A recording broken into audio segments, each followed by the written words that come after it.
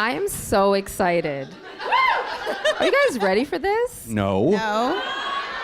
They should have never asked me to moderate because it is Gemini season. My birthday is in 5 days, which means the turn up is real. God. And you better gird your loins tonight. Because it's going to be on and popping. So, Mark is giving me the I'm afraid. Oh my God. So, there's so many of you. You are loved, I'm just and not I'm excited. looking at them. Yeah, let's. So we're gonna just do a deep dive. We're just gonna go right in. The way that I like to moderate is I like to give you a couple of general questions to warm you up, and then I'm gonna put you each in the hot seat, because that's what I like to do. Yeah. Oh, God. So first, I'm gonna do you like I did Ashley Woodfolk, and ask you.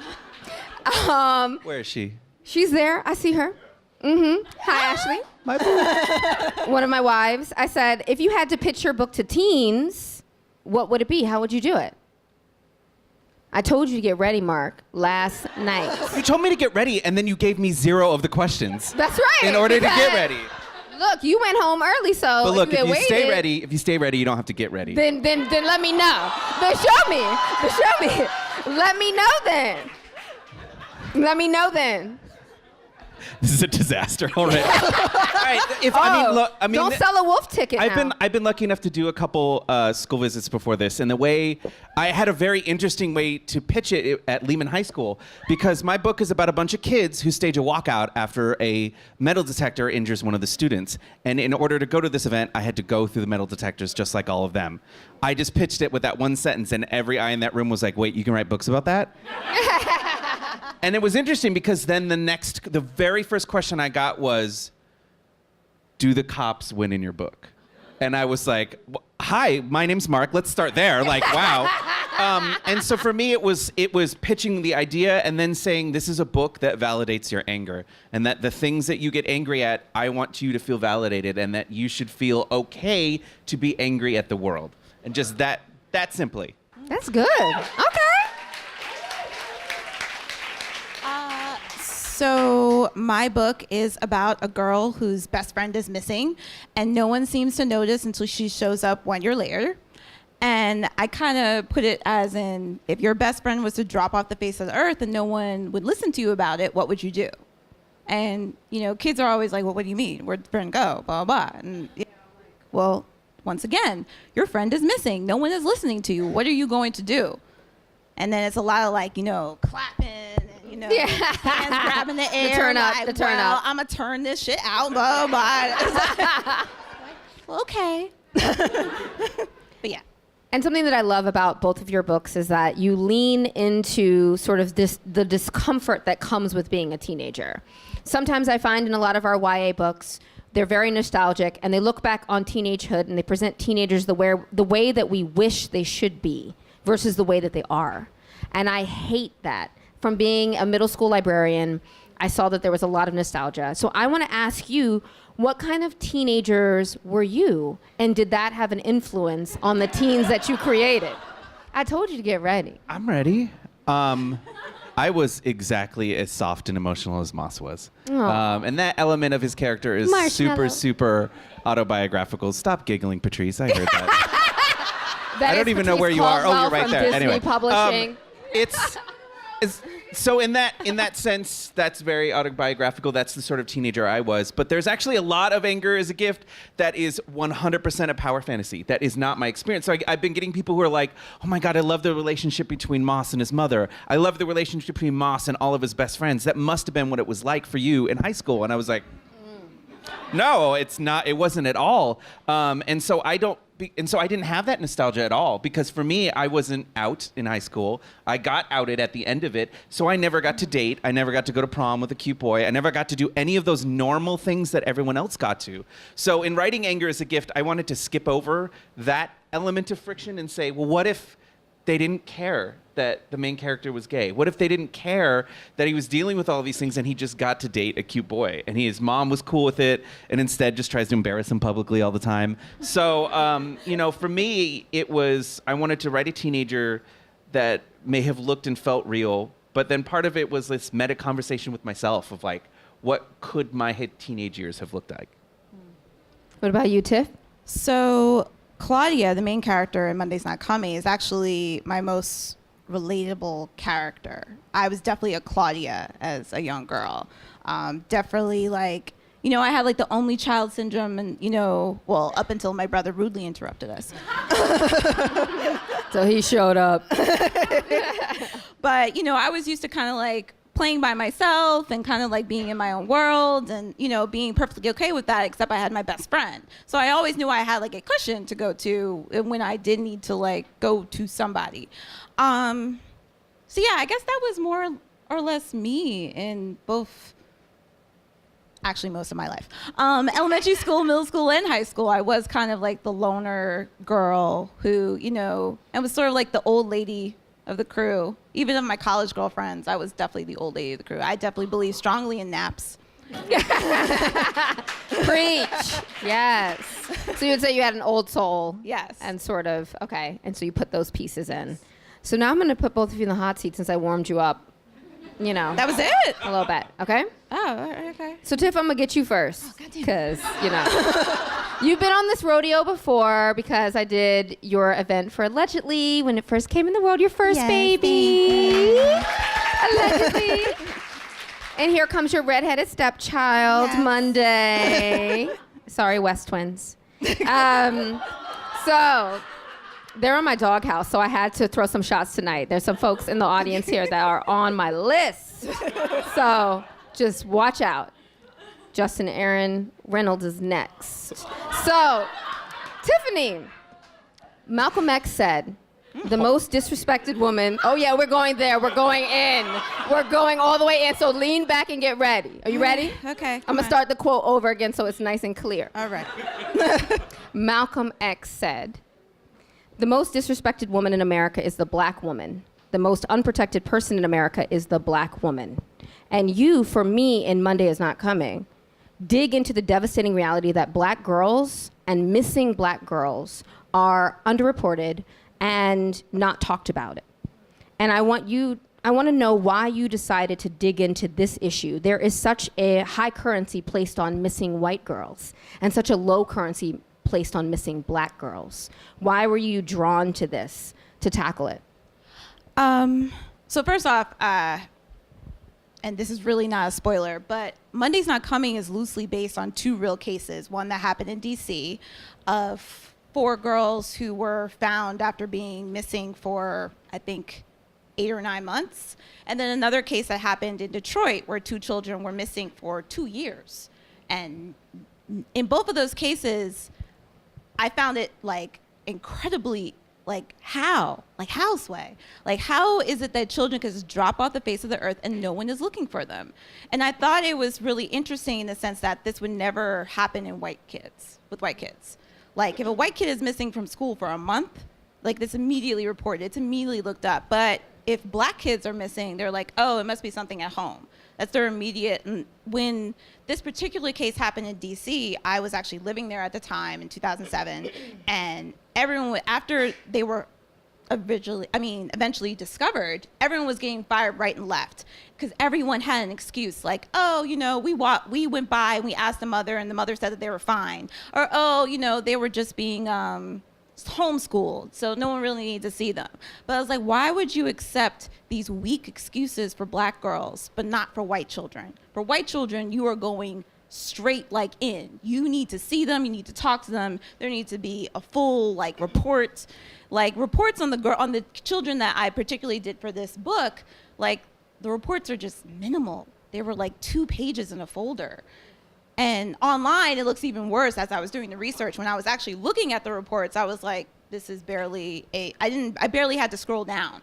So I thought it was really fascinating to really put that in fiction and really talk about the ideas of what happens when, you know, people go missing. And particularly when I think about kids going missing, I always think about their friends.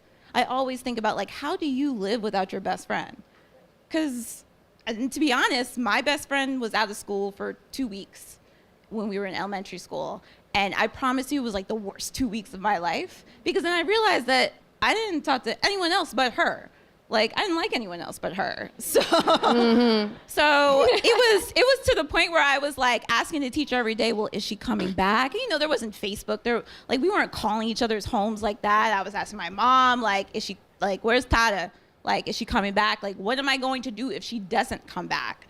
So I constantly think about those type of situations. Like, when your friends are missing, like, how do you even function? I barely can function when people don't text me back. And I love that you dig into the idea that teens have a found family. They make their own little family in these environments, in school, where you feel like you're under siege. And when I was in high school, I felt like my found family was what armored me for the day. And that brings me to Mark. So, I used to be a librarian at a charter school in East Harlem. And once or twice a year, it was elementary and middle school, they brought in the metal detectors. And they set them up at the front. They're just doing these random checks, right? And you see these kindergartners with their little backpacks on, walking through these metal detectors, being hassled as they come through. I was a librarian, so I got to come in a little bit later than the rest of the kids at the end of when everyone's coming in for breakfast. And these cops started barking at me because they thought I was a kid because I wear a backpack. They were like, take your backpack off, get in line. And I was like, Who are you talking to like that? And then this woman was like, she's staff. And I put my hands up and I said, do you talk to all the children like that? Like, you barked at me, telling me to take my backpack off, get in line, put my eyes forward. And I was like, this is why they hate you. And I literally said that. I was like, I'm not going through the metal detector. I work here. And you're not going to harass me about it. And I wanted to talk to you about, do you think, because I think this, obviously, that black and brown kids are experimented on and policed more than white children and treated as if they are animals going through corrals? Because that's how I felt when I went through. Yeah. And you captured that in the book in a way that made me think that you went through it too. Oh, yeah. So I went to a school in Riverside, California. It's out near the desert. It's terrible. Don't go there. Please don't. And we had a resource officer. And when I got to college, it came out in conversation where I just made a joke about like, oh, you know, like someone doing something, and then my friend got arrested. And everyone was like, what? Wait, what did they do? And I was like, I don't know, like called a teacher name, hit someone or whatever. And they're like, they got arrested. Why was there a cop around him? I was like, he's there all the time. Like, he has an office. He's there every single day. And that was the first moment I realized that was not normal. That it was not normal to have that presence on a campus. So the idea for like Anger is a Gift has been brewing for a long time. I just never had the vehicle to tell the story. But it was particularly after the Afghanistan war when all of those resources that were used in that terrible war started showing up in protests, being used against protesters. And I've had some really interesting responses. Oh, we're going in. Let's go in. From Let's do a some deep readers, dive. white ones. Yes. And this was an educator, so this was particularly We're going to discouraging. talk about them. Trust. I got like a question. 20 of you lifted your phones up and you're like, I'm getting this part. Who said that they felt that the staff, the administration, the cops in the book are too mean and too evil. Which, first of all, I'm like, I'm glad you have reading comprehension, because yes, that's the point. But the Sometimes reason you lean into that, and why I did, is because it's this idea that for some of us, we go to school and you feel like a criminal without anything ever happening. You just feel like you're treated like a prisoner. You feel like you have to be hyper aware of everything that you do, because that path to juvenile hall is 1 second away at any given time. And for many kids around the country, that sounds like a dystopian novel. And it's not. And I wanted to touch on that and to make people uncomfortable. And you know, I get that like there are going to be people who read this and will not relate to a single word of it, and they're going to be like, this is wholly an experience that I don't relate to. But that's good, and I hope people read it and are like, maybe we should rethink why these things are in place and why these things distract other people, why they create an environment in schools where kids don't like. in that environment, you don't want to learn. You suddenly don't want to listen to teachers. You're less inclined to actually pay attention because you've got this specter of this awful history of violence just hanging over you all of the time. So, I mean, that's really where that came from. And they would almost haunt our hallways. Oh, of course. And I would see them. And we had teachers that would be like, I'm just going to call Mr. blah, blah, blah in here. Yep. And my kids would always be like, well, why don't you ever call him? I was like, I don't need him. I'm going to call your mother. So when you pop on Much me, worse. Muhammad, I'm calling your mom. Well, and it's this And thing. that's that. I don't need to And call the you were police. sort of talking about this too, about this, there's this implicit bias towards certain bodies and the way you are, who you love, who you look like, and that it's not acknowledged. And particularly with some of the characters in Anger is a Gift, like Officer Hull, his thing is he wants so badly to be like the black and brown kids. He's a white guy, and he wants to be seen as cool as them. So a lot of his indignation comes from these kids being like, we don't care about you. You're not cool. You're this horrible figure of authority for us. And so he has this bias against these kids because he has this misguided sense that he needs to be accepted by them. And the thing is that when you get people who have biases against black and brown kids, against queer bodies, against any of these sort of people, the second you give them power, they're going to act on those biases. And that's what I wanted to lean into. It wasn't that these people are evil. It's that they're unthinkingly biased against certain people. And it's funny that people have been labeling it dystopian, right? So when I was preparing for this, after I read both of your books, I just did like a little deep dive online just to see what was in the waters, I don't like that. I know. I haven't looked at did it Goodreads because- in 3 months. I'm so happy. I go on Goodreads, but I don't look at my own stuff. And I Look at everyone else's. Yeah, because I'm curious, because what I'm finding and what's irritating me, which I'm going to ask both of you about, what's bothering me, is that I feel like marginalized content creators are being policed in their content, in presentation. So I'm noticing that people are labeling out, oh, you need trigger warnings, you need, this is dystopian, this doesn't even feel real, the police are so mean. I'm seeing all of these same phrases from same type of reviewers and the same sorts of gatekeepers. And I'm in my feelings about it. And so my question for you is, do you think that when we tell the truth, when we as brown people, queer people tell the truth, do you think that we are held to this standard of that there's a desire to keep it clean, there's a desire to label it, to give it its isms and triggers and all of those things, and to silence you? Ooh. Sorry. So I was going to text that to you earlier, but then I was like, you were going to tell me not to ask the question, so I was like, I'm not going to. We like surprises. So I feel like, I don't know, I haven't gotten a lot of that with Monday's Not Coming, and maybe because I haven't been looking at Goodreads at all, and I've told everyone to, nothing. Don't tell me anything, just keep it cool. Allegedly was different. I think I got a lot of isms with allegedly and a lot of, trigger warnings here and stuff like that. And, oh, this doesn't even seem possible. Or, oh, you've painted the social workers in bad light. Or, oh, not all black kids act like this. You're stereotyping, yada, yada, yada. And I was kind of like, what?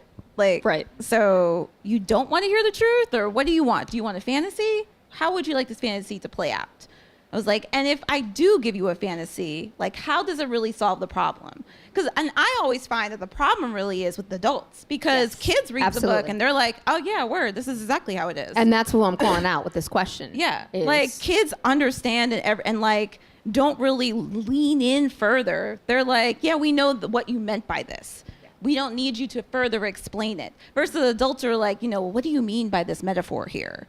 And why did you kill this cat? God. You're a cat killer, Tiffany Jackson. PETA's gonna get you. That one review, man, really pisses me off every time I think about it. But it's kind of like, if you're more worried about me killing a cat in my book, then I really have nothing else to talk about with you. Right. You will but not black get bodies can anything be else. Killed on the TV all day, every day, but you killed a cat, so therefore banned. But with Monday, I feel like things were very subtle and hopefully very meticulously, like, you know, kind of like smoothed in so that you kind of feel it more. You feel the gentrification more than that. You're just reading about the gentrification. So hopefully that's what I tried with this book. I don't know if I totally accomplished it. My redheaded stepchild, but we'll see. Sorry, West Twins. Thank you. Don't cheer. Now, Thoughts? I mean, I was very careful in the construction of the book anyway, because it's that whole thing of like, I don't want to write tragedy porn. And Right. when you're writing a book about really difficult things, it's like, how much violence do you show? How honest are you? And is this like, who's the ultimate audience? So I received a horrible review that like gave me so much life, because then it made me realize that maybe I'd done the right thing, which was that I Tell got a us. review pretty early on that was, this book is expertly written. I love these characters. I've never read anything like this. I don't think it taught me enough about racism. And I think the author should be concerned about what white readers like myself are going to get out of it. And that's when I was like, I did it, y'all.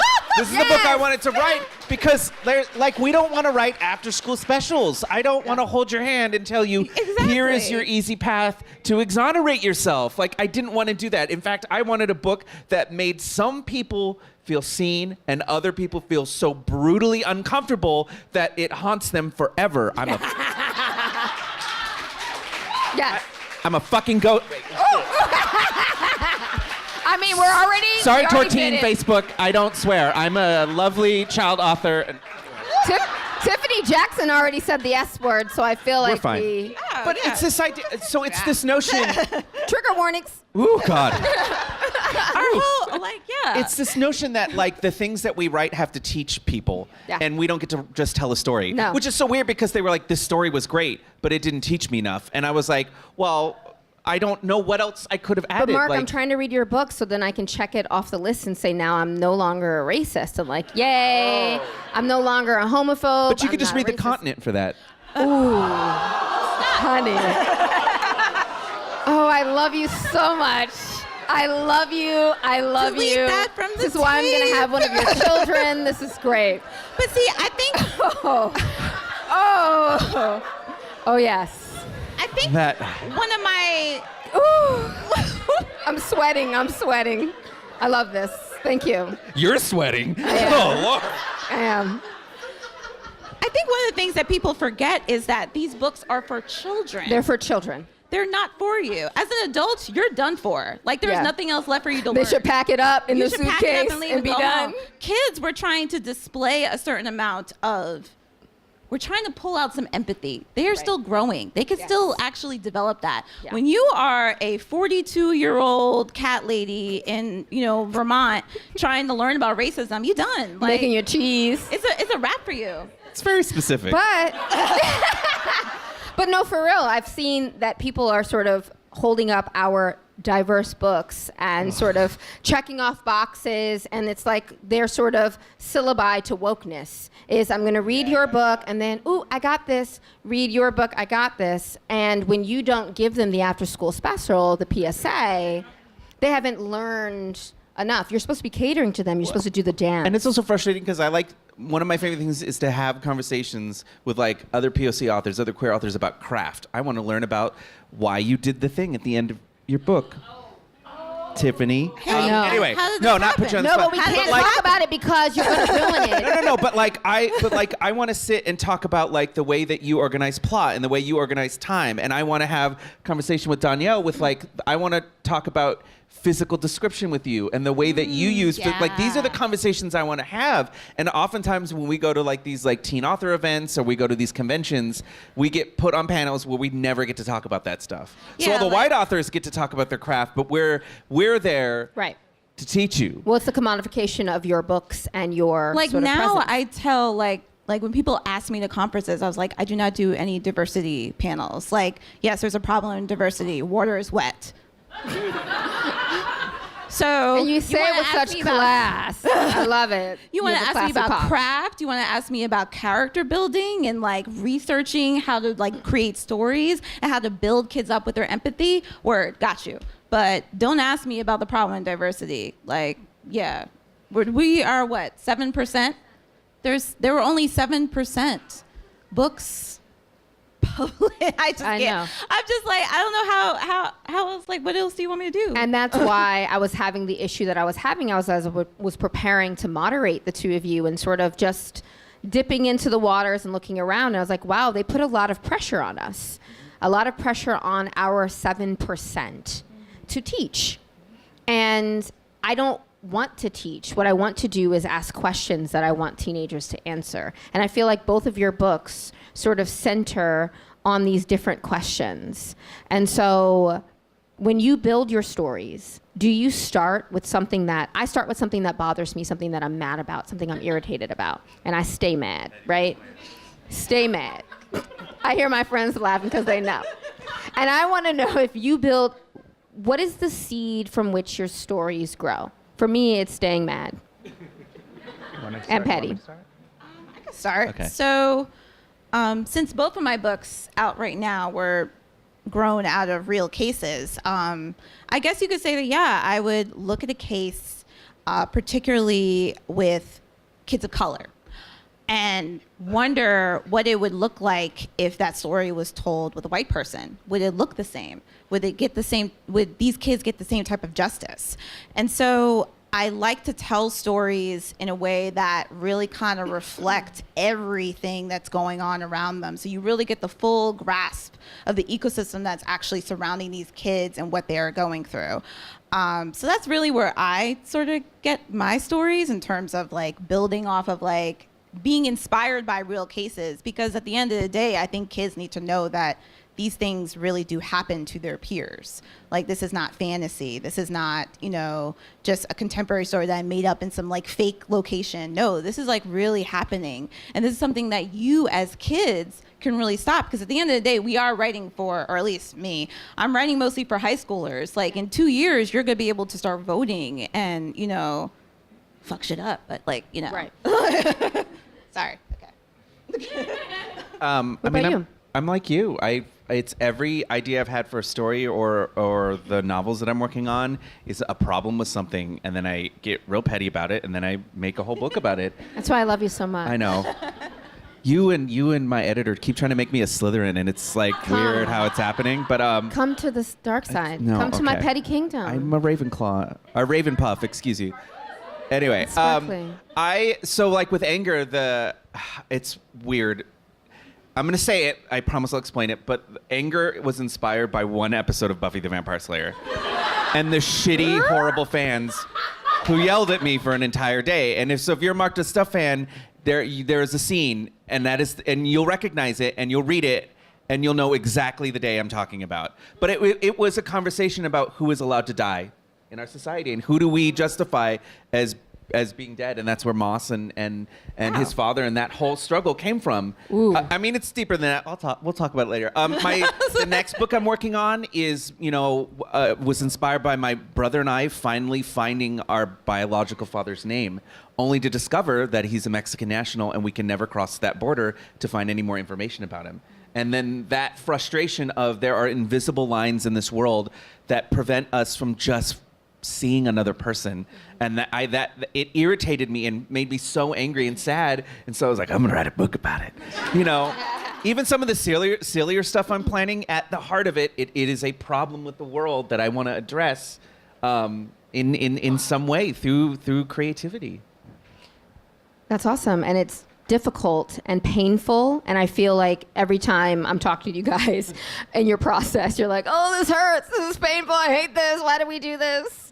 And we're always like crying in the text messages about the pain of this. And I popped on someone on Twitter today, earlier before I got here, and she was whining about sort of telling stories and how difficult it is, and when you're not telling your own story and people come for you and they like drag you, and she's mad.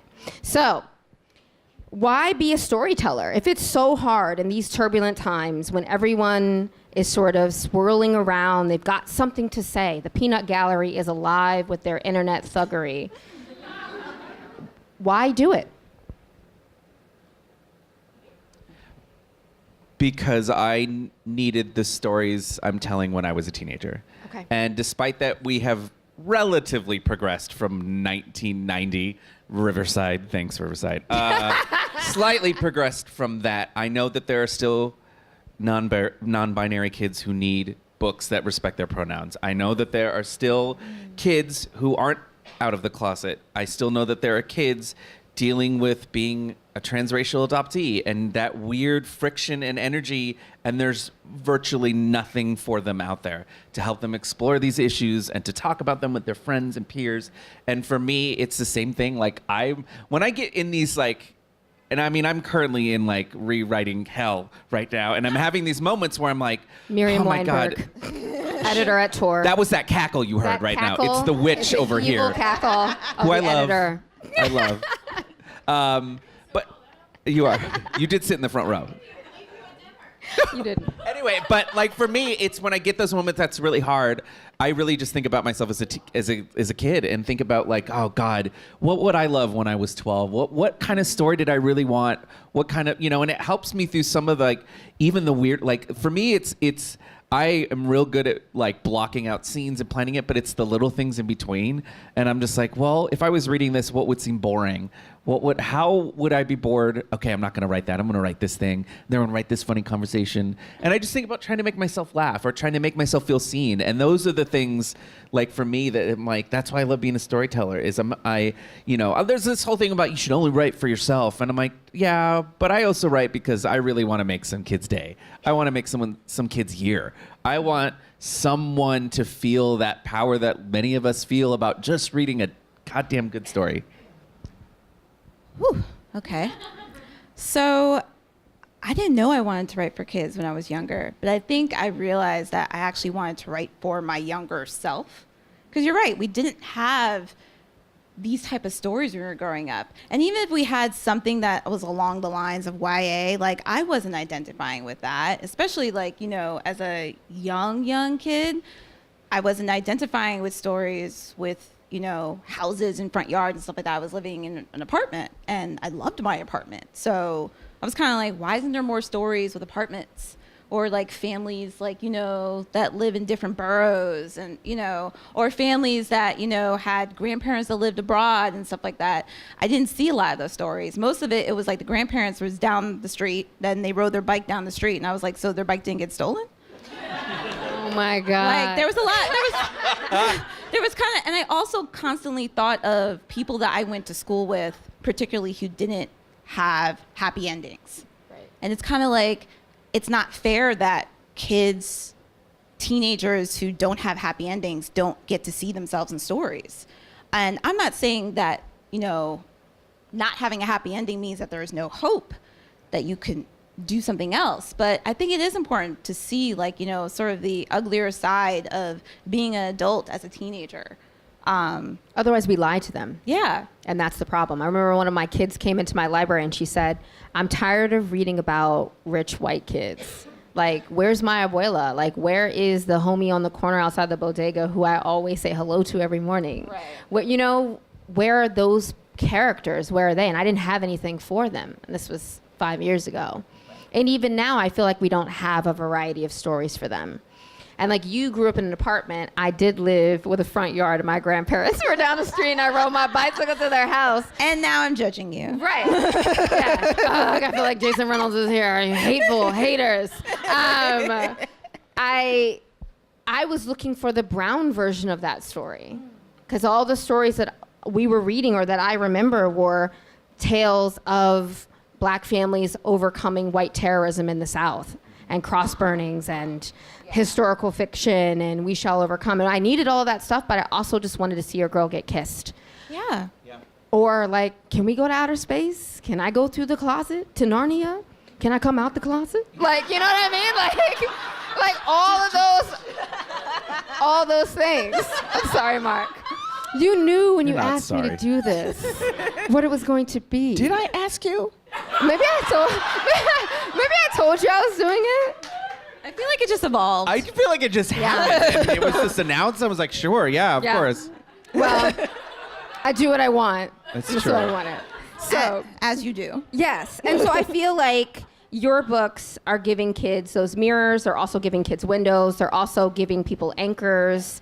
They're feeling seen, and also knowing that just because you don't have a happy ending doesn't mean you're not alive, and that you're not here, and that you're not witness to what's happening. And so, no crying. Mark.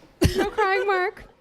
I feel like both of you also... Cry at dogs at the street. You can't give me, don't cry, Mark. Because this is a big question, too, because I feel like both of your books are coming into a canon where you are speaking to both teens, but I think you're speaking to some of our greats, people who have come before you. And I want to know who you feel like you're in conversation with. Like, I would love my books to be in conversation with Octavia Butler. If I could have her, I don't want her to read my books because I don't want her to give me a critique because I would be in my feelings, but I want to like speak to her. Like I want to be in conversation with her, with Nella Larson, with Zora Neale Hurston, with our giants, with our greats. I feel like that's what I'm doing. And I feel like both of you are doing that too. Sometimes people say, oh, well, I just wrote a book. I'm just writing a book. I can't just do that.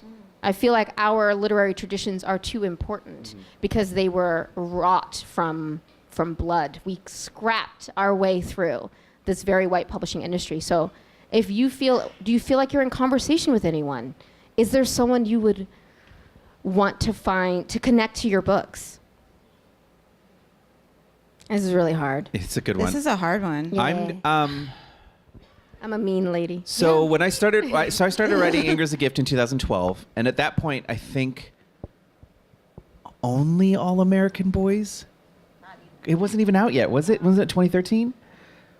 So at that point, when I started writing this and knew 2015. Who was?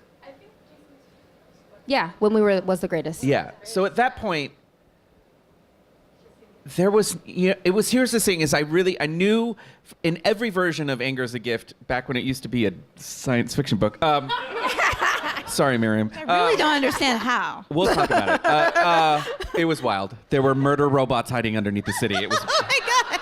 You know, Olivia knows. She read it. Jesse knows. She read it too. I'm scared. So the thing is I wanted to write so specifically about this really intimate, horrible thing that I had experienced, and I didn't.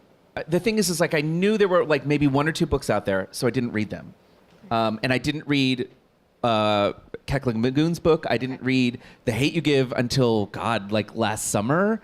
And I waited because I wanted the book to develop as organically as possible without borrowing from it. But it is so fascinating how All American Boys, Hate You Give, Dear Martin, how there are things that are similar in our stories.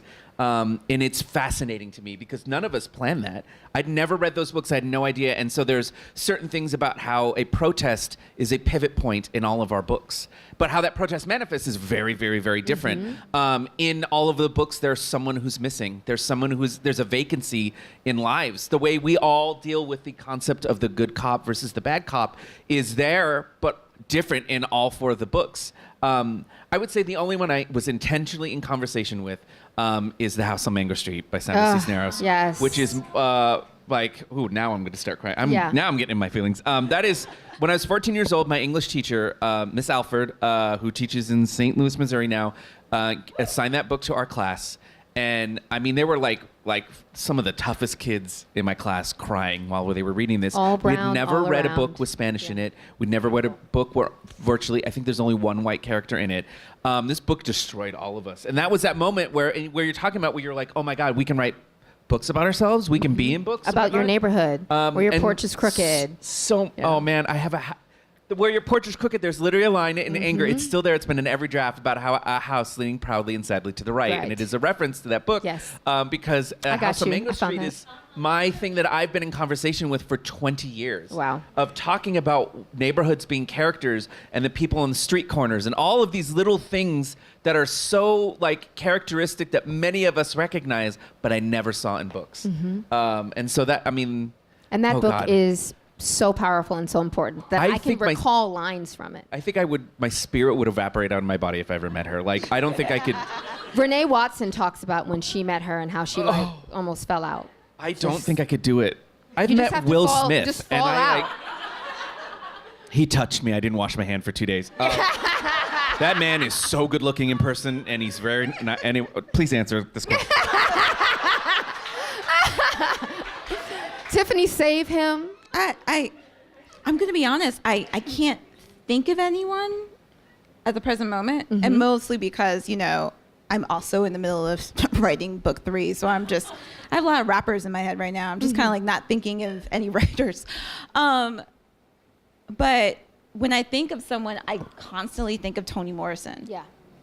And I think that sometimes people don't realize how a lot of her books could have been slightly horrific in some ways. They are horror. They're both horror and people don't classify that as such. And they don't classify it as any type of thriller or mystery or anything. I'm like, did you read Beloved? Yeah. Yeah. I was like, that's not an easy tale. But it's the thing that I love about your writing is that you allow us to go walk on the edge of that knife of both beauty and horror. And you terrify me, but your sentences are so delicious and so great. Like last night, I read the opening page to your book, and I was like, this book, you get that kid from page 1. And it's both horror, and you're scared because you know that this friend is missing, but your sentences just speak. It's just wonderful. Today on Twitter, someone was like, they were so excited about this launch, and they were like, what would you compare Tiffany's books? Like, what are like books that they're kind of like? And I couldn't give any. And I mean that really I couldn't. I've never read anything. It is. I mean, I'm sure it's frustrating. Like your marketers are probably like, God damn. But like. But you're a trailblazer because you're doing something different. Which, that's why people hate. It's also good and also bad in a lot of ways. Because constantly being the person to break the glass ceiling is exhausting because you have to constantly explain yourself. Yeah. And it's that way when I was a film major and doing horror movies, like being a black girl doing horror movies, not doing a documentary on the black struggle. Who the fuck do you think you are? Right. Like, I constantly got that kind of questions. Or I got questions about, why am I writing about black pain? And let me not even start with that whole. It's just the idea that it is hard being in this place. I love, writing these stories, and I love kind of like breaking, I love being in this thriller space, but it is really hard and exhausting. And I hope I am paving a path for the next generation that will hopefully come in and like write thrillers and not get, cat reviews. I'm still gonna come back to that forever. But it is frustrating, and I have to be honest, like, this book, particularly Monday's Not Coming, was a really hard book. I mean, I remember. Y'all heard me. I was like crying like every day writing this because I just felt like it sucked. And this is why I keep calling it my redheaded stepchild, despite the fact that it is red. But it was hard, and, being in this space is hard. And not being a literary person per se, because I was a film person, I was a television person, and not kind of having that background is hard. And then you came into this space as a trailblazer, and you're going to be someone's giant. You will. So, because you're coming through, and you're pushing, and you're doing your own thing. And my grandmother always said, if someone isn't talking about you, then you're not doing what you need to do. So everybody has something to say, which is great, which means that you're doing all the things that you should be doing. And so before I open it up to questions, so get your questions ready, I want to know, first, how do you silence the noise to be a creator, to like find your art? Like, what do you do?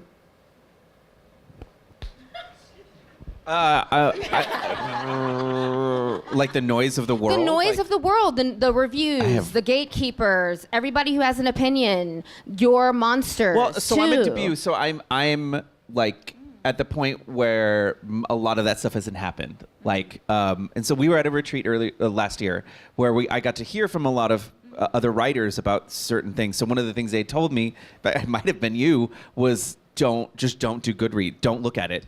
Don't sit there refreshing it and seeing what your score is, reading every review, because Goodread is not for the author. Goodreads is for the reviewers and other people, and that's a specific community, and that was incredibly valuable. I would have never thought of that. I would have assumed, you got to keep up on that and read every piece of feedback on your book. Nah, bro. No. Yeah. Don't holler at the peanuts. That was a great tip. The main thing I do is I would say 95% of my writing is done to music. And so music is my way of shutting out the world. I can sense that actually. sense it in too. your writing. Oh yeah. Yeah. Music is huge. Oh, this music book I'm planning. Anyway, I can't talk about it. Talk about it. But so for me, music. it's finding a good record, an amazing playlist, a mood playlist. When I was doing research for my second book, me and my boyfriend went out to the desert. Man, and I had a desert playlist. It was mostly Florence and the Machine, by the way. I'm okay with that. But like for me, it's I can escape into it by just, if I know I need to write a really terrifying scene, then I'm going to listen to like Misfits and AFI, and I'm going to listen to all these spooky bands. If I need to write something that's like, oh man, I have 400 emo playlists. Shout out Ashley. So many of them. And for me, I push all of the world out by surrounding myself with these specific moods and music. I forgot my headphones the other day. When I was writing in the writing, it was a nightmare. It was horrible. I hated it. They were just playing Jack Johnson over the speakers. Yeah, kills your soul. So music for you is how you sort of silence all the other stuff and get into your art, into your groove. How do you do it? I've never asked you this question. I don't even know. So I do tend to have to write in silence, which unfortunately for my boyfriend is the worst because he has on music everywhere. And particularly when I have to write, and I answered this question today. I had a school visit today in the Bronx, which that was something that, oh, great. When I was like suffering like really hard depression last year after my like debut novel, I was at Lori Halse Anderson's house, and she said, just Lori Halse Anderson, just her, just that lady. Anywho, the biggest advice that she gave me is she said, go on school visits, visit the kids, and it'll remind you what you're doing this for, because it's not about the adults. And so because all that last year, I like refused to go on any kid visits. Like I don't believe in going into a classroom when you're not in the right headspace, because energy is contagious and infectious. So I finally, after, our little sleepover, I started going on school visits and, engaging with kids. And that really kind of helped and reminded me like, oh, well, actually, we are really a lot alike. I listen to your music. I like all the celebrities you like.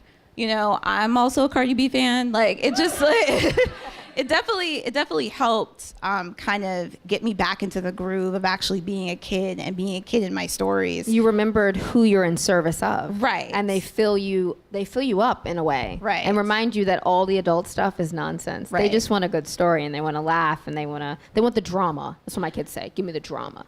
And then particularly for hard scenes, which I answered that today, was I actually have to go into a really dark space to write a hard scene.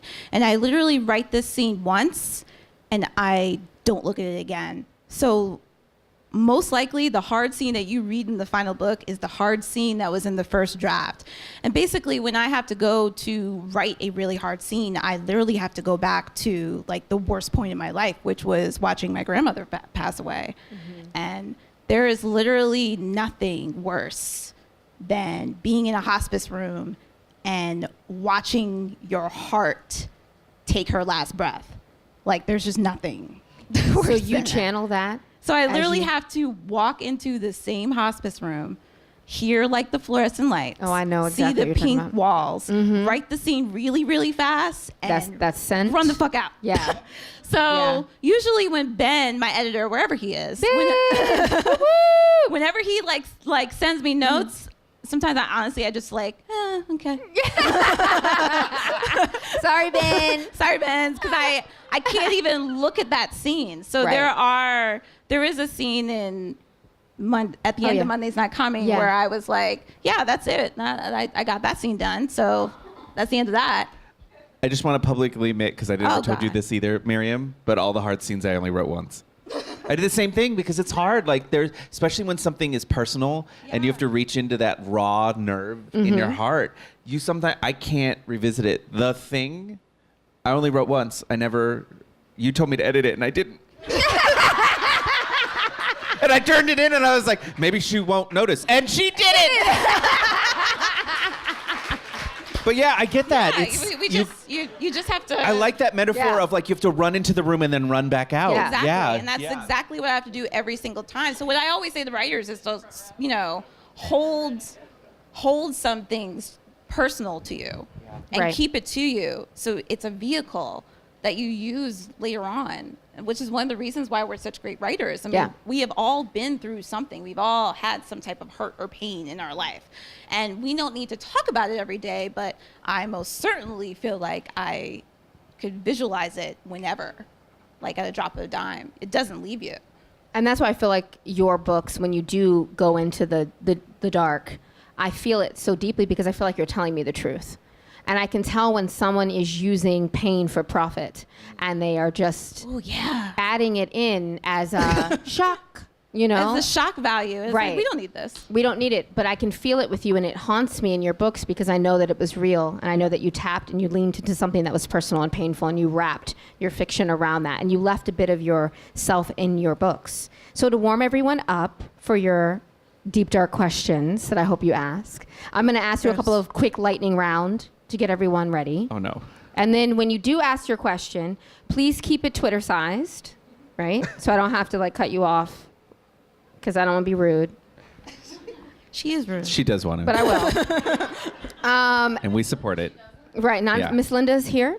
Miss That Linda's is here. Tiffany Jackson's mom, and I That's my must mommy. behave because I don't want to get in trouble. She'll call my mom Miss Valerie, Yes. and then it'll be a problem. And also, see that finger? Also, it is Baze's birthday, so mix Yes. of these questions are good. My book birthday is also my boyfriend's birthday. So my Yes. book is a Gemini. God. Your book is a Gemini. Yeah, I said it was Gemini season when we started. My birthday is in so 5 days. So two-faced. yeah, no, it's about having different sides of ourselves. Okay.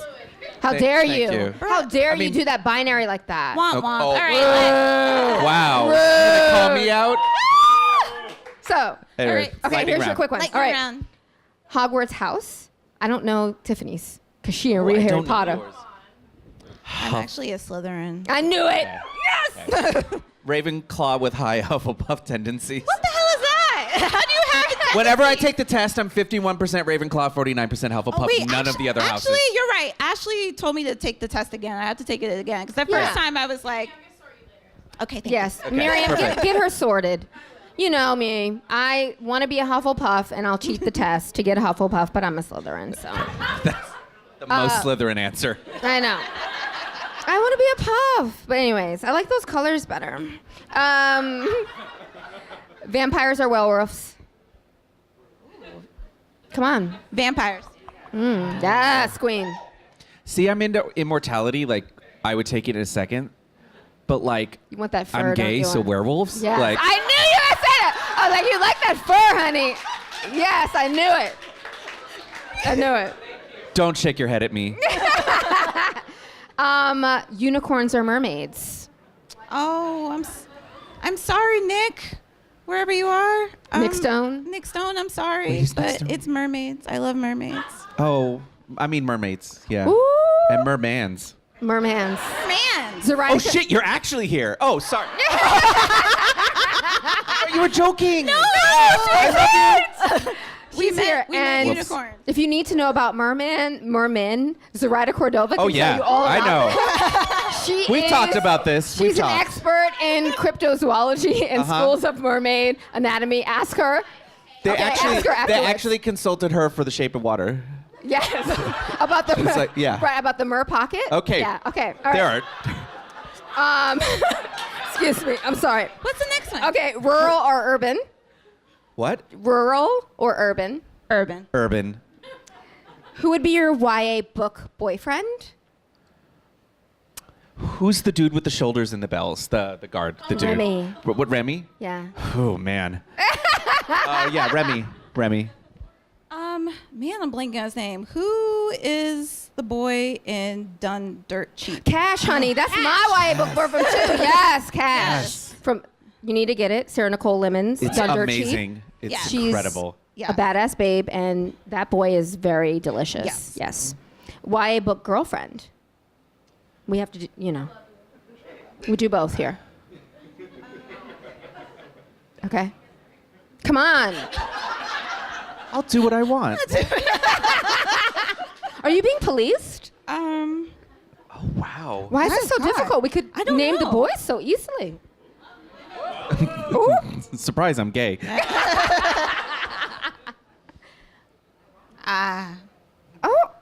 Oh, man. Okay.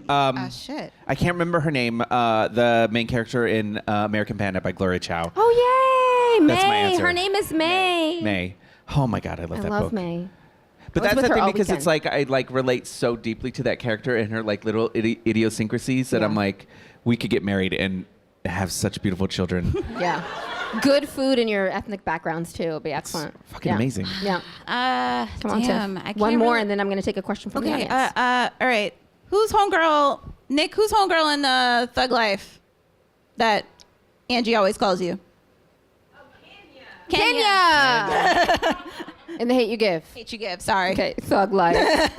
Like, Same thing. whew, Jesus. And last one, beach or mountains? Beach. You want all that sand in your Beach. crevices? No. Don't ever refer to us as having crevices. That's horrible, first of all. Dang. I like... in your armpits, your, There's back your okay. ears. What do you do at the beach? I don't. Are you just rolling around? I'm a vampire. I don't enjoy the beach. I like to put the hat on. I'm not trying to have. Hey. I want my décolletage to be looking good when I get old. Beach. I don't. Beach. I'm a vampire. My dad was Hawaiian. Like we used Sorry. to go, like the beach. I don't do it. Yeah, you're Caribbean. You have to like the Please beach. ask us questions. Take the microphone. Yes. Who's ready? Who's ready? Because I can continue. I like how no staff have like on come the in to be like, foolishness. Dhonielle, stop.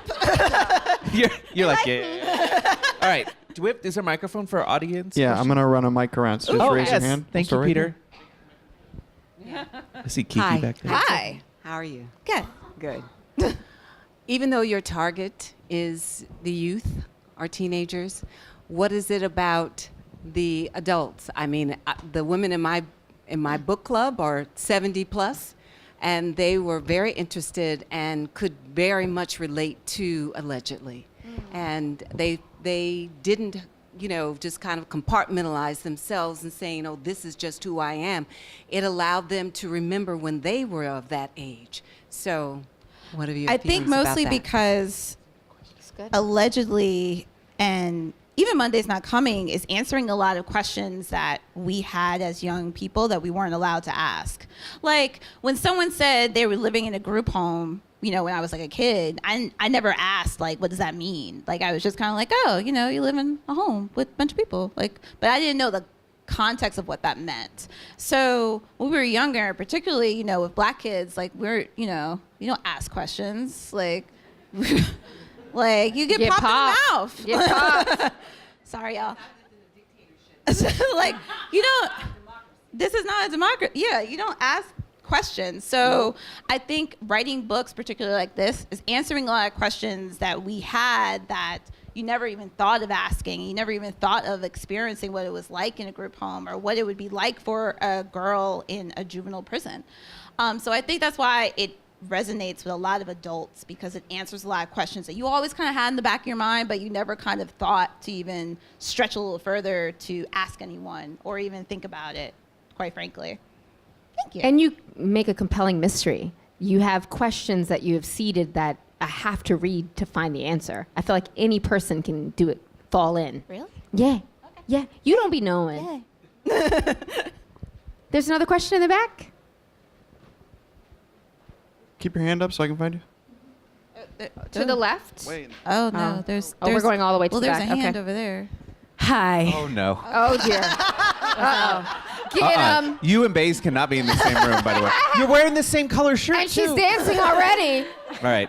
Well, okay, so this is like Hi, a love. little sad question, but how do you balance joy and pain, particularly in a climate where brown and black and queer stories have to be centered around tragedy to get traction? Ooh, got him. And then she whipped that hair back and sat down. She's She like, has yep, all there you that go. hair. We're going to look up and she's just leaving. She's like, goodbye. I didn't even ask you all that. Ooh. So how do we balance the joy and How do we pain? balance it? Joy I mean, and pain. Where pain is. it's weird. I've gotten feedback that people are like, What they there's want. so many sad things in this book, but you're so happy all the time. And I was like, depression. It's how it works. Like, it's true, but that's true. Like, just because I have, like, weird shit going on in my head doesn't mean I don't experience joy or can't be a joyous person. So for me, when I was writing the book, that was why it was real important to have that, like, super tight core group of friends who have all of their jokes with each other and have some levity in it. There's a long-standing joke in the book that no one is allowed to swear because Moss's mom will just pop out of a bush and be like, what was that? Like, I think it also depends, and I think this is also a craft issue, is when does the sad thing happen?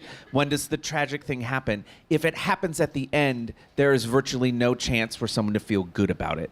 So the things that I do write about that are very difficult and very personal to address, I tried to have none of them happen in the last 100 pages because I want there to still be something after it. I want there to still be a sense that there is life after the horrible thing, if that makes sense.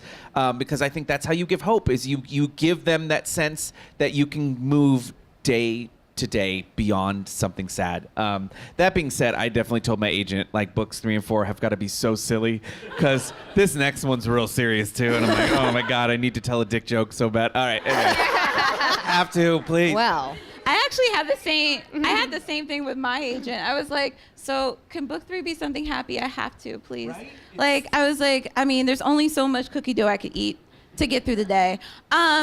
So what I do, particularly with hard books, is, and when I think of Monday's Not Coming, in terms of it being in the projects in Southeast, I also focus on community. Yeah. And I focus on the fact that, even though we may be in a quote unquote war zone or whatever you want to call where they're living, they still have happiness. They still have joy. They still have a church community that they go every Sunday. There's still meals. Mamas are still throwing down. Like, there's still block parties and autumn celebrations because we're not doing Halloween. It's like, there's still kind of a community and places to be happy. And that's something that Black people have always done. Like, we could definitely, dance in the rain a lot of times. We have to. Otherwise, I can't even imagine. we wouldn't have made it. Yeah, we wouldn't have made it. So the fact is that we kind of overcome so much by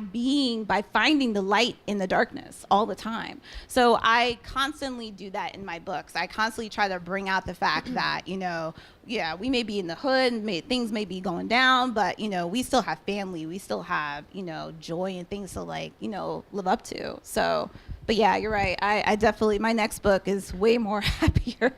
And Your stands are going to be mad.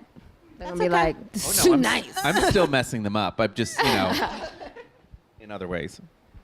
That was a good question. That was a great Over here. question. Howdy. Hi, Daddy.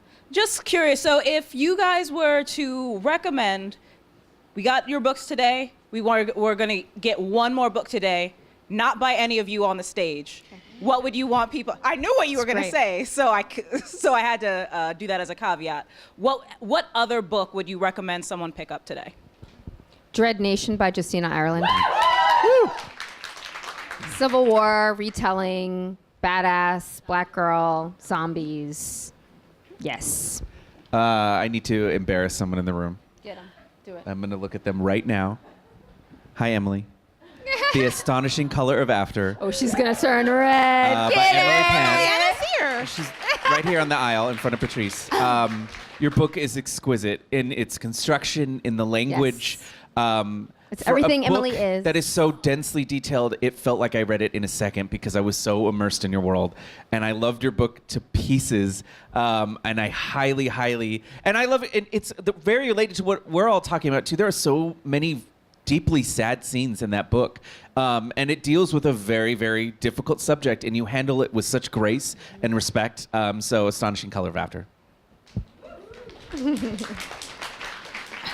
You kind of took my answer. Sorry. That's why I did it real fast. I knew one of you was going to try to get me. So I always talk about Ashley Woodfolk's book. Because it's She's hiding. I see her face. mostly because it kind of deals with a black girl who isn't what you expect. And I was always kind of like that black girl you didn't expect, even in high school. So, you know, once again, I was the black girl going to like ZombieCon. What are you doing? And Ashley really kind of drilled in on that, and I love that. Oh, The Beauty That Remains. Sorry, I didn't even like say the actual title of the book. And the cover is like gorgeous, so it just looks pretty on your bookshelf. And she also wrote, I love that, you know, one of the characters is the angriest gay character I've ever read. My book literally has anger in the title, and your character's way angrier. But you don't take that, like, she doesn't take it away from him and say, you're not supposed to be this. And there's Right. such, like, a beauty in saying, like, you get to be angry about this stuff that you went through. And, like, She I tells love the Ashley truth. so much. Yeah. So She I tells think the that's truth. something that's important, especially for, you know, black girls who aren't, you know, fitting that mold. That's like the book that I always tell kids And I to wish read. that we were able to see different versions of blackness when we were black girls, because then maybe we would have been able to settle into our identities faster. Absolutely. And not feel like we were And not sort feel of like, an you know, anomaly. yeah. With my Alanis Morissette. Was brooding and angry. Yes. Ridiculous. Hater. What did you say? Zaretta Cordova? What was that? What did you say? Move on now. Hurry. Run. Somebody better ask a question. What's the microphone? Could you tell us about your next book, Mark and Tiffany? I know, Tiffany, yours is a lot more cheerful. That's But could Justine you Lerbelastier. Tell us that you're working on. All right, Mark, you want to It's go first? brilliant, by the I'm way. consulting with how much I can, so my next book is a magical realism psychological horror novel about a teenager. I don't know how much I can tell you because I Don't literally spoil revealed it. nothing. Yeah. It's a book about forced migration and the idea of why people have to leave their homes and why they have to make that choice. And it's about a girl who makes a choice to take her and her brother to go find her parents who have been missing for 2 months in a mysterious other country. And it's about the mystery of what is actually there when they get there and the horrible. What did you just whisper? I can't. I literally can't tell you the title. Sorry. That was my agent trying to make me get fired. So, okay. It does have an. It's about the stories you tell yourself about yourself. Yeah. And what are the stories you tell you when you have no protection anymore? God. It's real messed up. I'm so excited. Tears. It's the most difficult thing I've ever written as well, which is Gracious. all her fault.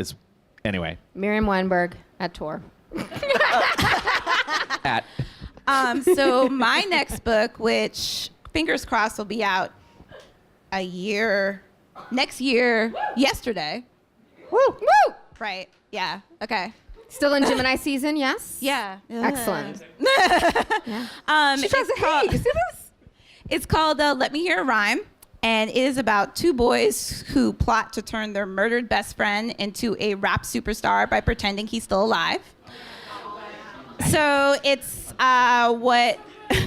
it's set in 1998. So it's technically historical fiction, which is horrendous for me. Oh. Say that! Don't say that! I don't like that. Oh, that means we are old.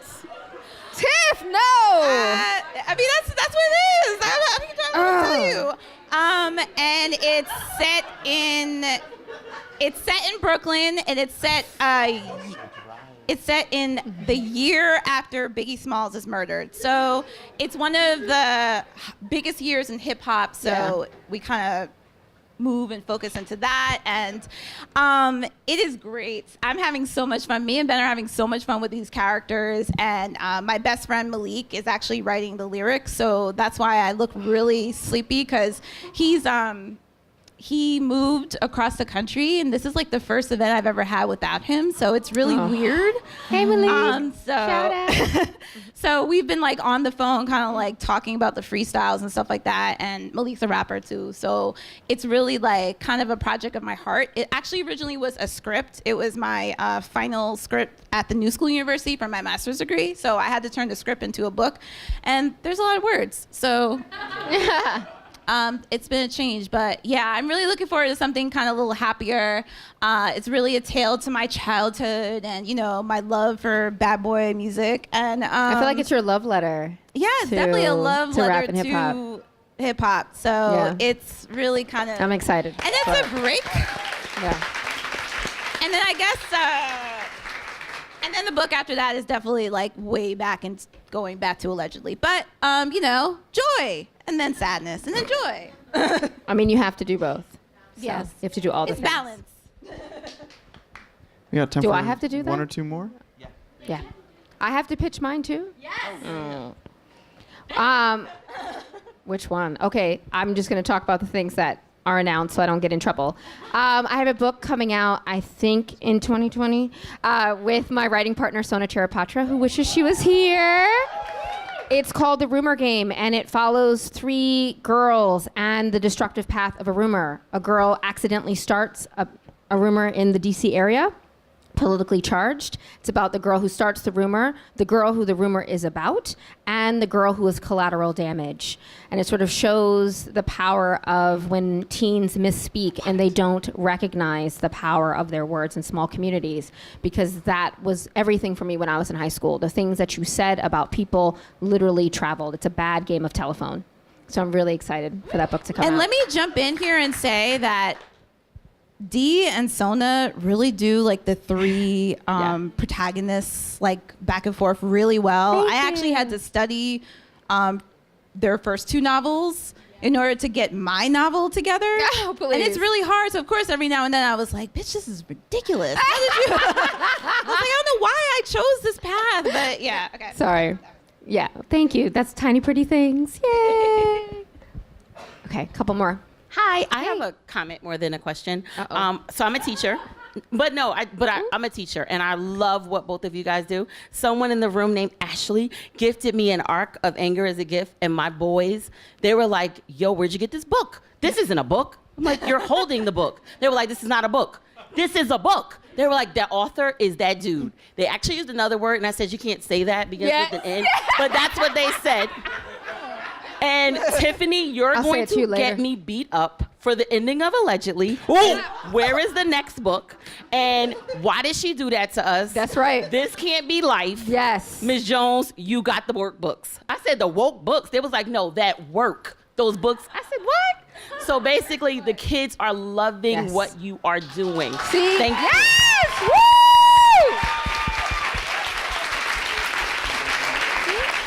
I'm glad I didn't get beat up here today. That is the best type of comment. I mean, she could have brought the kids with her, and it just would have been like a brawl. And then it would be a brawl, yeah. Yes. Okay, we'll come. Yes, we'll come. We'll come. Talk to us. Yeah. Talk. Do we have I time do for have one more? a site Or- now You have one for more? people who are traumatized for my books. It's called I read a book by Tiffany Jackson .tumblr, and it just has like pictures of kittens and puppies. great. So you can go to that afterwards if you feel traumatized. Like you'll be straight. It's fine. Oh, do Got we have time for another- Yeah, one last question? one. Yes. Okay. Thanks. So this question is for Mark. but Oh it my could God. Really be for everybody. From the blurb of the book Anger, I got that it was sort of about turning a negative thing and realizing that it could be a blessing in disguise. Yes. So I was thinking, for you guys as writers, was there ever something about your writing style that you didn't really like, but now you've come to appreciate? Ooh, Oh, that's what a a good great question. That's amazing. Oh wow, that was a really good question. Make it good. So I was talking before this started with Miriam because I was like, about a month ago, I went back and read like the first couple drafts of Anger as a Gift when it used to have a different title, when it was science fiction, and I was like, wow, I know why this got rejected so many times. And it wasn't necessarily that the writing was bad. Some of it was. It was more that with my first book, I wanted to put everything inside of it, every idea I'd ever had. And so the thing that I've come to appreciate, especially now that I'm writing the second book, which is incredibly weird and bizarre, is that now I'm getting to lean into this idea that I really want to write weird fiction, that I want to write things that are bizarre and that maybe you haven't seen in a book before. And I appreciate that. I'm glad that stuff is not in this first book because it didn't make any sense. But I really like that, I grew up watching and reading science fiction and fantasy and visiting fantastical worlds. And now I'm getting to write like queer brown and black boys in those worlds, and it's like the coolest And they're thing. kissing. Well, and this next one has lots of girls kissing. Ooh. So great. But so for me, it's realizing like that creative urge I had to just do weird shit is actually a good thing. And now I'm getting to write the weird book, and it's so fulfilling and it's so fun that I get to do that. So I hated prose. I know it sounds dumb, but I thought that they sounded weird for kids to kind of talk in this poetry, like kind of flowery language. So I was like, this doesn't sound right. So I would like, you know, like scratch out a line or whatever. And even allegedly there's some prose, but there was definitely way more in the first like draft of it, because I do kind of come from like a poetry background and a screenwriter background. So I tend to very much visual, you know, I make things very cinematic because that's exactly how it plays out in my head. And that's how I write it on the script as well too. So I now am, and that's probably why I hated Mondays Not Coming so much, because there were so many pros in it and I was like, this is just ridiculous. So now I appreciate it more because it does really kind of up the ante with the book. And kids are actually like incredibly woke and do speak in this exact type of language. And I think that was my bad, thinking so small of them too. So I take that L. But yeah. But yeah, that was an No, amazing she's question. got to answer it. Don't. Oh man, you guys are on the hot seat. When I look back on all the rejections I got to start my career, like I have a petty folder that I keep of all the agents that rejected me and all of the Not rude you. things they said. And no, it's Gemini season, so I'm taking out my files and the scrolls. And from time to time, I go back and look. Oh, I have scrolls, the parchments, petty parchments. And I was doing a deep dive like last week, you know, in my feelings. And one of the things that they would complain about is that I had too much descriptive language. It was too thick, right? Everything was just too thick. And then I found a writer named Holly Black. And when I read Holly Black's books, I feel like I fall into a vat of the most delicious pudding. And then I can't get out of it because you're too deep into the woods.